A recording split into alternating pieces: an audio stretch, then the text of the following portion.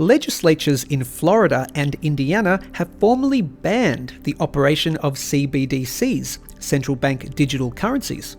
With FedNow, the US Federal Reserve's CBDC, slated to launch in July, the fight to determine what is money is only getting hotter. The new law in Florida specifically bans the use of a federally adopted CBDC as legal tender within Florida's Uniform Commercial Code, UCC.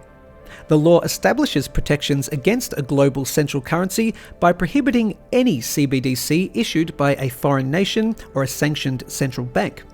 The law also calls on like-minded states to join in adopting similar legislation.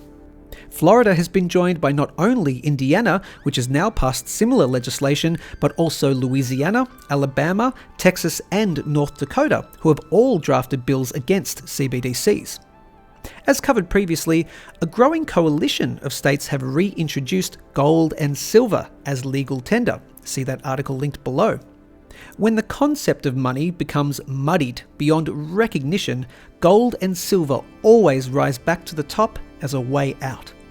In Texas, lawmakers introduced a draft this month, quote, expressing opposition to the creation of a central bank digital currency, end quote. The Texas Senate Concurrent Resolution 25 bill claims that a digitized US dollar, quote, could lead to unprecedented levels of government surveillance and control over private cash holdings and transactions, end quote. The groundswell continues in North Dakota, with their bill addressing the adoption of a central bank digital currency in the United States, saying that, quote, the adoption of a CBDC by the federal government would hand unprecedented control over the lives, freedoms, choices, and sovereignty of the people of North Dakota to the Federal Reserve, end quote. There shouldn't be that much debate as to whether any of this is legal, however, as the US Constitution makes it clear that, quote, no state shall enter into any treaty, alliance, or confederation, grant letters of marque and reprisal, coin money, emit bills of credit, make anything but gold and silver coin a tender in payment of debts. Article 1, Section 10, Clause 1.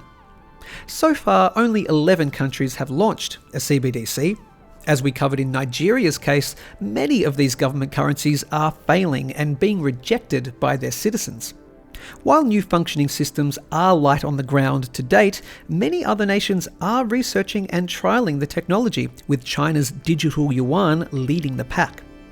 Pro-gold proponents have been proven right in forewarning the ramping levels of currency controls we are now seeing evidence of. There are also strong arguments in favour of Bitcoin, with The Spectator claiming cash is king, Bitcoin is God. Mitchell Hamilton's article makes clear the potential downsides of introducing CBDCs, arguing, quote, if a COVID-like event came around again and world leaders wanted to enforce a lockdown, they could do it as simply as shutting off the bank accounts of non-essential businesses. You can't go to the pub if the pub is no longer able to accept payments. And the ability of a pub to accept payments can be switched off with the click of a button. Every man and business can be switched off with the click of a button.